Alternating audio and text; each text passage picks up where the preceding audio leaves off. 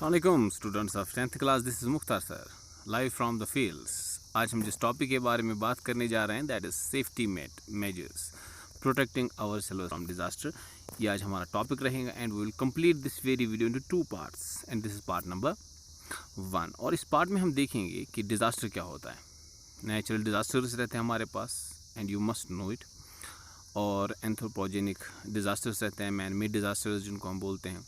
हाँ जी, इस टॉपिक में हम डिस्कस करेंगे कि how we can prepare our selves from for the disaster. Sorry, basically it is very important point to mention over here that there are some disasters जिनको हम होने से रोक नहीं सकते, बट थोड़ी सी मेहनत या थोड़ी सी नॉलेज उनके हवाले से रखने के बाद हम अपने आप को बहुत हद तक उन डिज़ास्टर से बचा सकते हैं। We can minimize the effect of such disasters and हम जान पाएंगे कि किस तरह से हम अपने आप को बचा सकते हैं। And this very video will provide us the basic knowledge regarding the survival cycles and the safety construction method जो हम आगे जाके डिस्कस करेंगे।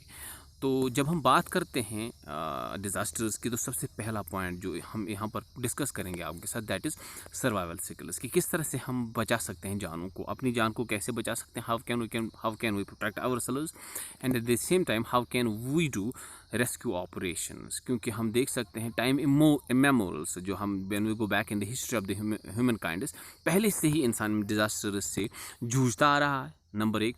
नंबर 2, जो है इंसान ने धीरे धीरे करके ये भी सीख लिया था कि हम डिज़ास्टर्स को किस तरह से डिज़ास्टर्स में अपने आप को किस तरह से बचा सकते हैं। लेकिन इतना सब कुछ होने के बावजूद भी after getting the advanced technology regarding these disasters we are still बहुत हम पीछे हैं कि हम अपने आप को 100% इन डिज़ास्टर से बचा सकते हैं। लेकिन आज भी हम loss of life, damage to the property को देखते हैं इन डिज़ास्टर्स की वजह से। तो अलग अलग जगहों पे अलग अलग टाइप्स के डिज़ास्टर्स हमें देखने को मिलते हैं जिनसे इंसानी ज़िंदगी, इंसानी जो प्रॉपर्टी रहती है बनाई हुई, वो उसको नुकसान होता है। When we look at the Jammu and Kashmir एक ऐसा इलाका है, एक ऐसी जगह है पूरी दुनिया में जो बहुत सारे डिज़ास्टर्स के लिए मानी जाती हैं। It is prone to various types of disasters, it may be earthquake, landslides, floods वगैरह, ये सारी चीज़ें यहाँ पर देखने को मिलती हैं। और अर्थक्वेक के बारे में आपको ये पता होना चाहिए, earthquake is basically sudden shaking of the earth. Tectonic movement के आपने उसके बारे में पढ़ा होगा ना सर? हाँ जी बिल्कुल, जब टेक्टोनिक मूवमेंट होती हैं, प्लेट्स जब मूव करते हैं, क्रस्ट जिसको हम कहते हैं, जब ये चलती हैं, इसकी वजह से जो शेकिंग होती है उसको हम अर्थक्वेक कहते हैं। और इससे ख़तरनाक जो है डिज़ास्टर्स हमें देखने को मिलते हैं। तो सबसे पहली चीज़ जो हमें इन डिज़ास्टर्स में, चाहे वो फ्लड हो, अर्थक्वेक हो या बाकी सारे डिज़ास्टर्स मैन मेड वगैरह हो, जो सबसे पहला काम होता है वो होता है लाइफ सेविंग प्रोसीजर जिसको हम सर्च एंड रेस्क्यू ऑपरेशन भी कहते हैं। विदाउट वेस्टिंग टाइम, जो बेहतरीन और फर्स्ट एंड फॉरमोस्ट जो प्रोसीजर है वो है यही search and rescue operation. And this is the planned activity. ये ऐसे नहीं कि आपने देखा कोई बंदा कहीं पे फंसा हुआ है and you decided to rescue him, या आप उसको बचाने जा रहे हैं, आप एकदम से उसको बचाने के लिए जाएंगे, नहीं, बिल्कुल नहीं। एक प्लानिड एक्टिविटी होती है, एक तरीका होता है जिसमें आप जो है रेस्क्यू ऑपरेशन का काम कर सकते हैं। और ये रेस्क्यू ऑपरेशन इंडिविजुअली भी आप कर सकते हैं और ग्रुप में भी आप ये कर सकते हैं, ठीक है सर। और सबसे पहला जो रेस्क्यू ऑपरेशन अच्छी तरह से किया जाता है वो होता है लोकल कम्युनिटीज़ के ज़रिए से, और लोकल रिसोर्स जो अवेलेबल रहते हैं उनकी वजह से, उनकी मदद से वो किया जाता है। क्योंकि लोकल कम्युनिटीज़ को पता होता है कि एग्ज़िट कहाँ से है, सेफ़ जो रूट हैं वो किस तरफ से हैं। लोकल कम्युनिटीज़ जो होती हैं वो बहुत अच्छी तरीके से रेस्क्यू ऑपरेशन का काम कर सकते हैं अगर उनको नॉलेज हो अच्छी तरह से, या लोकल रिसोर्स जो उनके पास हो, या थोड़ी सी स्किल अगर उनके पास हो रेस्क्यू ऑपरेशन के हवाले से, वो बेहतरीन तरीके से रेस्क्यू ऑपरेशन का काम कर सकते हैं। इसके बाद sometimes it would become very difficult for the local communities to cope up और टू हैंडल द सिचुएशन, जहाँ पर वो अपने कम नॉलेज की बुनियाद पे रेस्क्यू ऑपरेशन का काम नहीं कर सकते। At that very point we need trained skilled rescue rangers. वो ट्रेंड होते हैं, उनको नॉलेज बहुत ज़्यादा होती है रेस्क्यू ऑपरेशन के हवाले से, वहाँ पर वो बहुत ज़्यादा अच्छी तरह से रेस्क्यू ऑपरेशन का काम कर सकते हैं या करते हैं।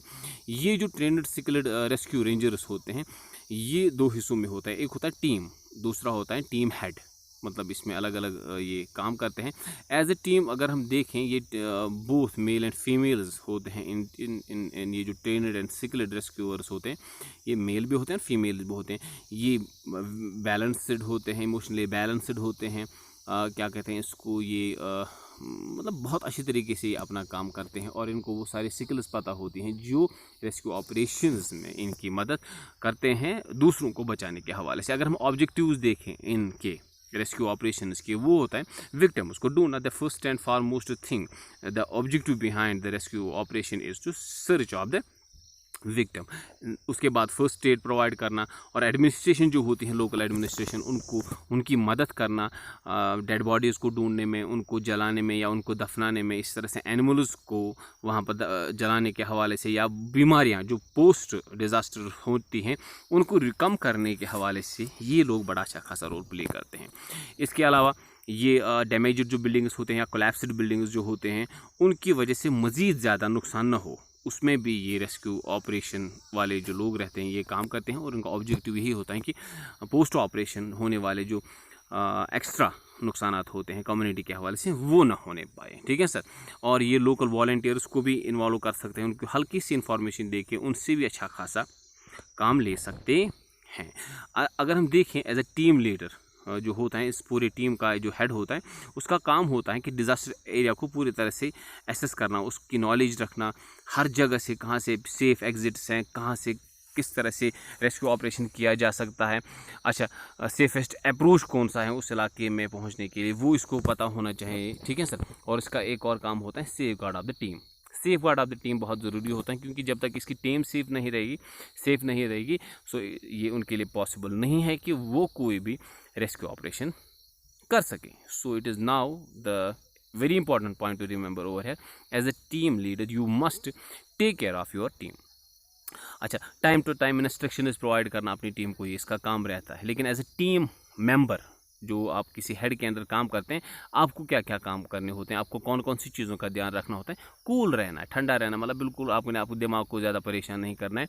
अच्छा, जो सेफ्टी इक्विपमेंट्स रहते हैं उनका आप अच्छी तरह से इस्तेमाल करेंगे। पेयर्स में काम करना, अकेले काम नहीं करना है। कीप कॉलिंग, हाँ, चलाते रहना जिसको हम बोलते हैं ना, एक दूसरे को ठीक हो वो है, ताकि दूसरा बंदा जान सके कि मेरे साथ जो काम करने वाला बंदा है वो अच्छी तरह से है, उसको कोई प्रॉब्लम नहीं है। अच्छा, कोशिश करना है कि जो पॉसिबल साउंड्स होते हैं, क्राइंग या अलार्म्स या कोई हेल्प के लिए चला रहा है, उन चीज़ों को आप बहुत गौर से सुनने की कोशिश करेंगे, ताकि आपका रेस्क्यू ऑपरेशन का काम सही तरीके से हो सके।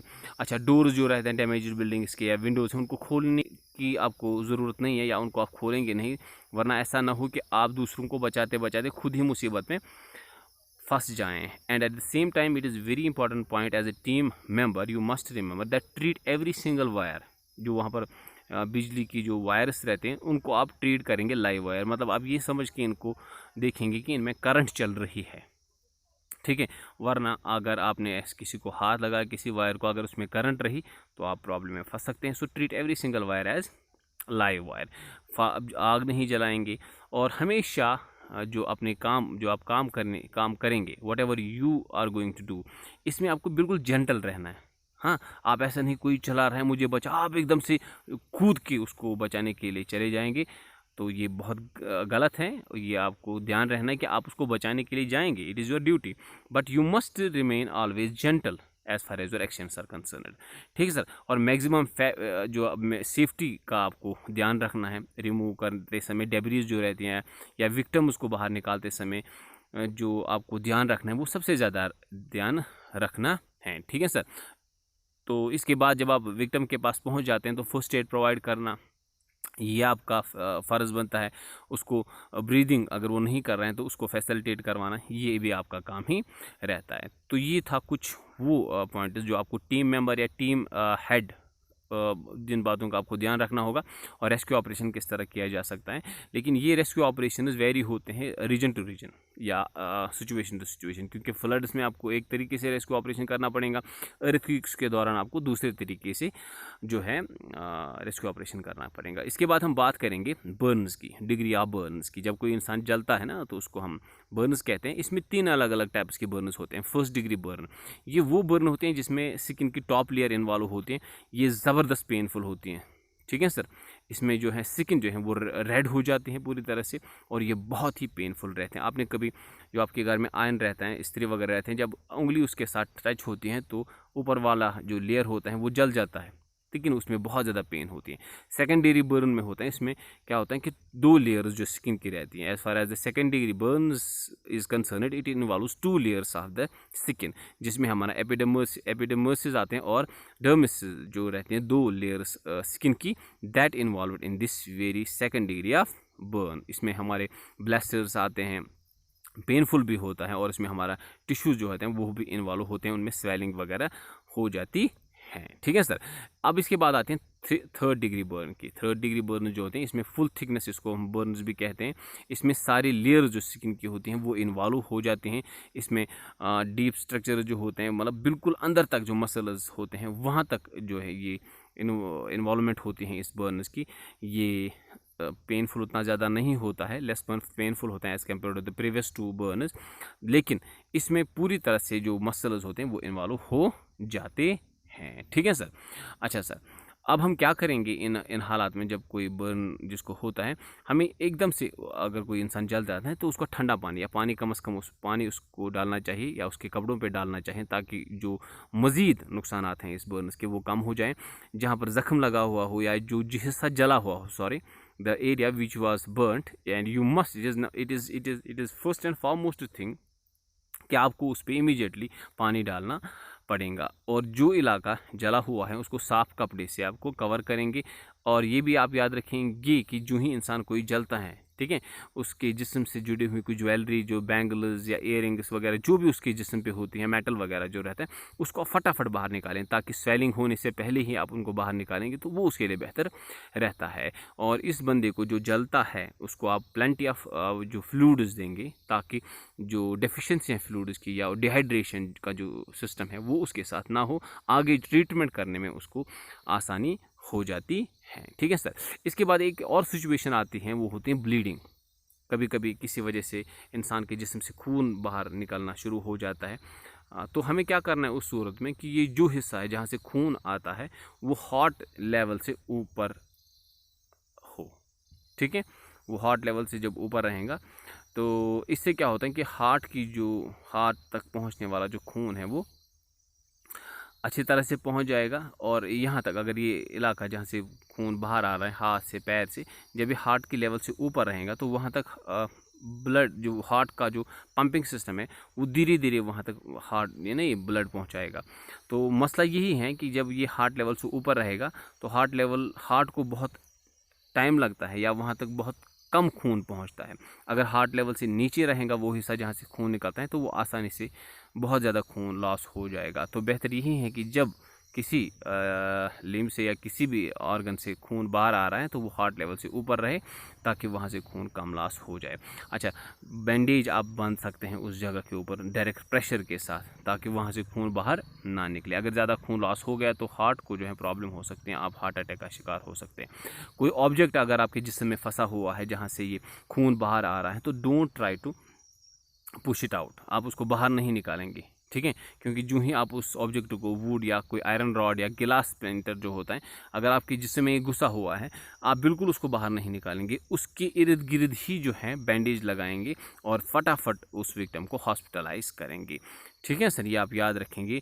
जो हिस्सा जिस इलाके से, जिस हिस्से से, लिम्ब से, पैर से, जहाँ से भी ये खून बाहर आ रहा है, जहाँ पर ये रॉड फंसी हुई, इसको हार्ट से ऊपर रखेंगे, जिस्म से ऊपर रखेंगे, ताकि वहाँ से कम खून बाहर आ जाए। अगर विक्टिम अनकॉन्शियस हैं तो उसको DRABC या डॉक्टर्स ABC उसको हम कहते हैं, जो हम आगे जाके वीडियो में आपको दिखाएंगे वो कैसे किया जाता है, इस तरह से। और एक चीज़ और, वो टेटनस देना वो बहुत ज़रूरी होता है, क्योंकि कोई वुड या कोई आयरन रॉड जब आपके जिस्म में चली जाते हैं तो उस सूरत में आपको ज़रूरी है कि आप जो है टेटनस उसको दें, ताकि वो इन्फेक्शन से बच जाए। अच्छा, हीट स्ट्रोक, आपने नाम सुना होगा। हीट स्ट्रोक कभी कभी इंसान को हो जाता है, sudden temporary loss of consciousness. ये जो इंसान कभी बेहोश हो जाता है, जो हमारा टेम्परेचर रेगुलेटिंग सिस्टम बॉडी का होता है वो कभी कभी फेल हो जाता है। इससे जो है ये ज़्यादातर हॉट ड्राई एनवायरनमेंट में हो जाता है। अब इस सूरत में इसको हम हीट स्ट्रोक तो नाम देते हैं, लेकिन करें क्या, हमें फटाफट इस बंदे को जो है इसका जो टेम्परेचर बढ़ा हुआ होता है इसको कम करना होता है, बॉडी टेम्परेचर को कम करना होता है। इसकी टेम्परेचर का, चूँकि बॉडी का जो टेम्परेचर है वो राइज़ हो जाता है, इसकी स्किन जो लाल पड़ जाती हैं, लेकिन स्वेटिंग वगैरह नहीं होते हैं, और इसका पल्स जो है वो बहुत तेज़ चलता है इस सूरत में, हार्ट स्ट्रोक ना हीट स्ट्रोक में सारे। हम इसमें क्या करेंगे, सबसे पहले इसको शेड में लेना पड़ता है। It is important to take the victim in a cool shade. इसको ठंडी जो शेड में ले जाना है, एनवायरनमेंट में ले जाना है, और इसकी जो बॉडी का टेम्परेचर है वो रिड्यूस करने की कोशिश करनी है। इसके कपड़े अगर टाइट हैं वो तो लूज़ करने हैं, अगर मोज़ा वोज़ा पहने हैं उसको फटाफटा बाहर निकालेंगे, ठीक है सर। इसी तरह से आइस पैक्स का आप इस्तेमाल कर सकते हैं for reducing the body temperature. You can use the this ice packs का इस्तेमाल करेंगे आर्म पिट्स में, इसके बगल में या नीचे टांगों के बीच में आप आइस पैक्स रख के इसका बॉडी टेम्परेचर फटाफट आप रिड्यूस कर सकते हैं। Eight the same time if the patient is conscious तो आपको उनको फ्लूइड्स देना है, ड्रिंक देना है, इसको plenty of fluids and drink देनी है। और ये भी याद रखना है कि ये जो विक्टिम है ये फ्लूइड्स देने के बाद यूरिन पास करना चाहिए, ये बहुत ज़रूरी है, क्योंकि अगर आप यूरिन पास नहीं होगा इसका तो बहुत ज़्यादा प्रॉब्लम्स हो सकती है। अच्छा, एक और जो प्रोसीजर जो हम डिस्कस करेंगे वो है स्नैक बाइट्स। याद रखेंगे क्योंकि स्नैक्स कुछ इलाकों में हिंदुस्तान में रहते हैं जहाँ उन स्नैक बाइट्स की वजह से बहुत सारे लोग मर जाते हैं। तो क्या क्या हमें करना चाहिए इन स्नैक बाइट्स के हवाले से, वो हम याद रखेंगे। पहली बात आप याद रखेंगे, all snakes are not poisonous. हर कोई सांप जो होता है वो पॉइजनस नहीं होता है। आप मेरे पीछे देख सकते हैं एक अच्छा खासा इलाका पड़ा हुआ है, यहाँ पर भी स्नैक आ सकते हैं, लेकिन डोंट वरी, हमारे यहाँ पर कश्मीर में उतने ज़्यादा स्नैक जो है पॉइजनस नहीं होते हैं। तो दो टाइप्स के हमारे पास वेनोम्स रहते हैं। जो जहरीले सांप होते हैं, इनका जो जहर होता है ये दो टाइप्स का होता है। एक वो होता है जिससे नर्वस सिस्टम इन्वॉल्व हो जाता है। जो हमारे पास कुछ सांप हैं जैसे कोबरा है या मम्बा, जो सांप हैं इनका जो वेनोम होता है, इनका जो जहर होता है ये नर्वस सिस्टम को कंट्रोल में करता है, इसको डैमेज करता है। ये ज़्यादा डेडली होता है क्योंकि इससे विक्टिम जो है रेस्पिरेटरी फेलियर की वजह से मर जाता है। अगर जल्दी से इस पेशेंट को हॉस्पिटलाइज नहीं किया गया तो फटाफट इसकी डेथ हो जाती है। दूसरा जो वेनोम होता है स्नैक्स का, वो होता है वाइपर्स में या रैटल स्नैक्स जो होते हैं, उनका जो जहर होता है वो ब्लड क्लॉटिंग करता है। जिस्म के अंदर जो हमारा जो खून होता है ये उसको क्लॉट कर देता है। तो उस ब्लड क्लॉटिंग की वजह से इंसान का जो है जो डेथ हो जाती है, या जिसको हम कहते हैं ब्लीडिंग डिसऑर्डर, वो हो जाता है। तो एक वेनोम नर्वस सिस्टम को डैमेज करता है और दूसरा वेनोम ब्लड क्लॉटिंग करता है। कोबरा का जो वेनोम होता है वो नर्वस सिस्टम को, और मम्बा का जो है वो नर्वस सिस्टम को ख़त्म कर देता है, और वाइपर्स का और रेटल स्नेक्स का ब्लड क्लॉटिंग करता है। ठीक है, अब याद रखेंगे हमें क्या करना है। इस सूरत में हमें क्या करना होगा, इसमें हमें सबसे पहले पेशेंट को काम रखना है। वो चिल्लाना नहीं चाहिए, दौड़ना नहीं चाहिए, ठीक है सर। और इसकी जो लिम्ब्स की जो मूवमेंट है वो बिल्कुल नहीं होनी चाहिए, बिल्कुल दौड़ना वोड़ना नहीं चाहिए, ठीक है सर। और जो इलाका होगा जहाँ पर जिस पैर वैर में जहाँ पर सांप ने काटा है वो हार्ट लेवल से नीचे होना चाहिए, ठीक है सर। और कम से कम वहाँ से खून 30 सेकंड तक बहने देना है, ताकि अगर जहर अंदर है तो वो बाहर आ सके। फटाफट इस एरिया को साफ़ भी करना, अगर आपके पास साबुन वगैरह अवेलेबल है तो उसको जल्दी से जल्दी साफ़ करना होगा। लेकिन ये भी याद रखेंगे कि ये जहर जो है, ये खून जो है आपके कंटेक्ट में ना आए, यानी कि आपके खून के कंटेक्ट में ना आए। और इसी तरह से आप देखेंगे कंटिन्यूसली कि ये ब्रीदिंग कर रहा है, हार्ट रेट वो ठीक रही है, ब्लड प्रेशर ये भी आपको कंटिन्यूसली चेक करना है। और सबसे important cheese, you must awake ये जो है ना, ये पेशेंट जो है ना, ये होश में रहना चाहिए, और ये इसको नींद बिल्कुल करने नहीं देनी। अगर इसको नींद आ जाती है तो ये बेहोश हो जाएगा, तो इससे बेहतर है कि आप उसको जगाए रखेंगे। इट इज़ वेरी इंपॉर्टेंट कि आप उसको जगाए रखेंगे। और फटाफट without wasting time, it is important as far as snake bites are concern, you must shift the victim immediately to the hospital. इस तरह से दूसरे जानवर जिसको हम डॉग कहते हैं, इसकी वजह से भी हमारे पास बहुत सारे केसेस आते हैं। डॉग बाइट्स बहुत कॉमन रहती है, और हर कोई डॉग जो है रेबीज़ जो है उसमें नहीं होती हैं, लेकिन हम इनको अवॉइड भी नहीं कर सकते। सबसे पहली चीज़ आप याद रखेंगे कि ये जो इलाका है जहाँ पर कुत्ता काटता है उसको आप फटाफट साफ़ करेंगे, ठीक है सर। और इस जगह को आप काटेंगे जो हमारा रहता है ना, ये जहाँ पर इसने काटा होगा, इसने डॉग ने काटा होगा। अच्छा, एक चीज़ तो यहाँ पर मैं भूल गया स्नैक बाइट्स में, कि ये जो स्नैक बाइट का हिस्सा जो होता है, अगर इसको यहाँ पर हाथ पे या जहाँ पर भी इसने काटा होगा उससे 2 इंच ऊपर साफ़ वाफ करने के बाद 30 सेकंड खून बहने के बाद 2 इंच ऊपर आप जो है बैंडेज से या किसी जो आपके पास कपड़ा रहता है 2 इंच ऊपर आपको थोड़ा सा हल्का सा टाइट करके वहाँ पर बांधना है कोई कपड़ा, ताकि जो ये उससे ऊपर वाला जो हिस्सा है हार्ट की तरफ से वहाँ पर ब्लड सर्कुलेशन थोड़ी सी कम हो जाए। ठीक है, और सोने वोने नहीं देना है उसको, या दौड़ाना नहीं है उसको, काम रखना है, वो अलग चीज़ है। अच्छा sir, snake bites, dog bites के हवाले से आप ये भी बात याद रखेंगे कि इसमें हमें सबसे पहले सलाइवा साफ़ करना है। इसके बाद इस इलाके को जो वहाँ पर जहाँ पर कुत्ते ने काटा है इसको आप बहुत अच्छे साफ़ कपड़े से बांधेंगे और इमीडिएटली इस विक्टिम को जो है शिफ्ट करेंगे, हॉस्पिटलाइज इसको करेंगे। ठीक है सर। अगर ये जो डॉग है ये रेबीज़ का शिकार होता है तो आप याद रखेंगे कि ऐसी सूरत में जो डॉग है वो कंटिन्यूसली भागता रहता है, उसकी ज़बान जो है मुंह से बाहर से रहती है। ठीक है सर, और उसके मुंह से लाल टपकती रहती हैं और वो रुकता नहीं है, हर कोई चीज़ जो भी सामने देखता है उसकी तरफ वो लपकता है, उसको पकड़ने के लिए जाता है। लेकिन हमें डॉग्स की तरफ तो ध्यान रखना है, लेकिन इसके साथ साथ हमें टेटनस इस बंदे को फटाफट देना होगा और बिना टाइम गवाए इसको जो है हॉस्पिटलाइज करना है। क्योंकि कभी कभी ऐसा भी होता है कि नॉर्मल डॉग भी अगर काटे, वो अगर अभी तक उसका शिकार नहीं होता है, रेबीज़ उसमें नहीं होते, लेकिन वो कैरियर हो सकता है, उसकी सलाइवा में रेबीज़ हो सकता है, लेकिन फ़िलहाल वो खुद उसका शिकार पूरी तरह से नहीं होता है। ठीक है सर। अब याद रखेंगे कि आप सलाइवा के कांटेक्ट में ना आएँ, आपके हाथों को जहाँ पर ज़ख्म वख्म लगा हो उसके साथ ये उसकी जो सलाइवा है जो डॉग का है वो बिल्कुल उसके साथ नहीं कांटेक्ट में आना चाहिए। और डॉग बाइट इसको इग्नोर करना बेवकूफ़ी है, क्योंकि आप कभी भी मुसीबत में बाद में पड़ सकते हैं। तो यहाँ पर हम बात आज करेंगे किसके हवाले से, CPR के हवाले से। याद रखेंगे इसको हम कार्डियोपल्मोनरी रेस्क्यूसेशन कहते हैं। जब हम किसी बंदे को देखते हैं ना वो बेहोश हो जाता है तो उसको CPR देना बहुत ही ज़रूरी है ताकि वो भाई साहब बच सकें। और ये भी याद रखेंगे कि आपकी जो एम्बुलेंस सर्विस है वो रास्ते में है। इसमें हम ABC का इस्तेमाल करते हैं, ABC या डॉक्टर्स ABC जिसको हम कहते हैं। अब ये डेंजर को देखता है कि आपको पेशेंट के पास जाने से पहले देखना कहीं दाएं बाएं से कोई प्रॉब्लम तो नहीं है, हैं पूरी तरह से आप श्योर हो जाएंगे कि आपको इसमें कोई प्रॉब्लम नहीं है। उसके बाद रेस्पॉन्स देखना है, R का मतलब रेस्पॉन्स है कि वो क्या रेस्पॉन्स दे रहा है पेशेंट है। इसके बाद आप देखेंगे कि S जिसको बोलते हैं शाउट फॉर हेल्प, देखेंगे दाएं बाएं बचाओ, इसको मदद करने के लिए सामने आ जाओ, ये S का मतलब होता है।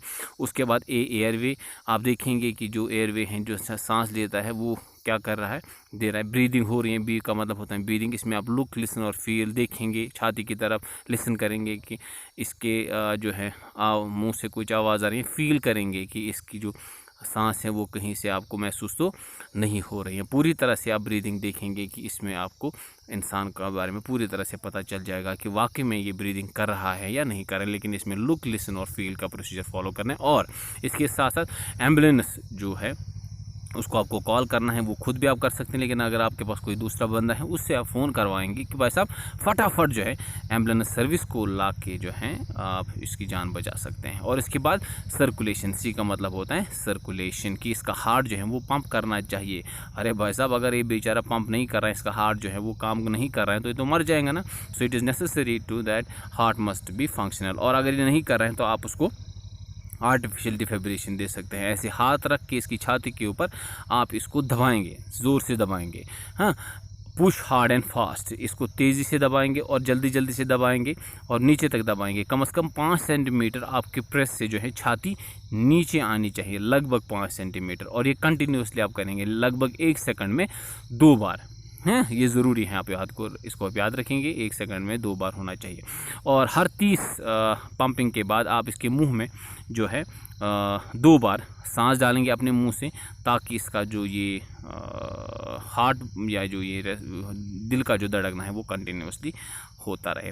और ये आप करेंगे कंटिन्यूसली। अगर आप थक जाएंगे तो दूसरे बंदे से आपको ये करवाना है, जब तक आपको हेल्प मिले एम्बुलेंस की शक्ल में तब तक आपको ये हार्ट पंपिंग ये कंटिन्यूसली करना है, वरना ये बेचारा मर सकता है। इसके अलावा हमारे पास डिफिब्रिलेशन के लिए किट भी आता है, AED किट आता है, जिसकी मदद से जो है आप इसका हार्ट जो है मशीन की मदद से जो है पंप करवा सकते हैं। उसके लिए खास प्रोसीजर रहता है, आपको इसके हार्ट पे ये लगाना होता है, ठीक है सर। हार्ट पे लगाने के बाद ये AED का जो किट है ये ऑटोमेटिकली इसके हार्ट को जो है झटका देता है एक तरीके से, जिसकी वजह से इसका हार्ट जो है नॉर्मल फंक्शन में आता है। और इस किट से भी, AED किट से भी जो है ऑटोमेटिकली इसकी जो है जान बच सकती हैं। तो एक छोटा सा गैलेंस में देखेंगे DR डॉक्टर्स ABC का क्या मतलब निकलता है। D का मतलब होता है डेंजर, R का मतलब होता है response from the patient, S का मतलब होता है शाउट फॉर हेल्प, A का मतलब होता है एयरवे, इसके सांस लेने वगैरह जो, B का मतलब होता है ब्रीदिंग, C का मतलब होता है सर्कुलेशन और D का मतलब होता है डिफिब्रिलेशन। तो इनकी मदद से जो हम अच्छी तरह से इस बंदे की जान बचा सकते हैं जो किसी वजह से बेहोश हो चुका होता है। लेकिन बाज़ाब्ता ट्रेनिंग जो आप लेंगे, ट्रेनिंग कोर्स लेंगे, उससे आपको ज़्यादा आसानी से जो है फर्स्ट एड देना आएगा और एट द सेम टाइम आप बचा सकते हैं। तो अगले वीडियो तक के लिए खुदा हाफिज़, सलाम अलैकुम।